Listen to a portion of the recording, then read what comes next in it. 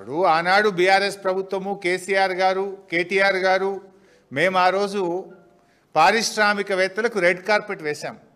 TS iPASS తీసుకొచ్చి single window విధానంలో అనుమతులు తెచ్చాం.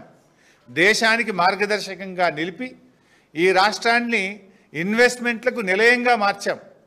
పెద్ద ఎత్తున నిరుద్యోగ యువతకు ఉపాధి ఉద్యోగ అవకాశాలు కల్పించాం. కానీ మీరేం చేస్తున్నారు? వ్యాపారవేత్తలకు తుపాకులు పెడుతున్నారు. మీరు రేవంత్ రెడ్డి గారు ఇవాళ గన్ కల్చర్ని తీసుకొచ్చారు రాష్ట్రంలో. మీరేమో వ్యాపారవేత్తలకు తుపాకులు పెట్టి అక్రమ వసూళ్లకు మీరు పాల్పడుతున్నారు.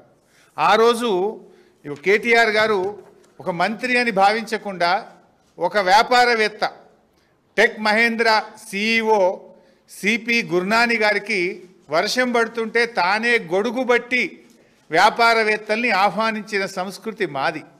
ఈ రాష్ట్రంలో పెట్టుబడులు రావాలని వచ్చినటువంటి పెట్టుబడిదారులకు రెడ్ కార్పెట్ వేసి వర్షం పడితే గొడుగు బట్టి పెట్టుబడులు తెచ్చిన సంస్కృతి మాదైతే తుపాకులు పెట్టి వసూళ్లు చేస్తున్న సంస్కృతి మీది.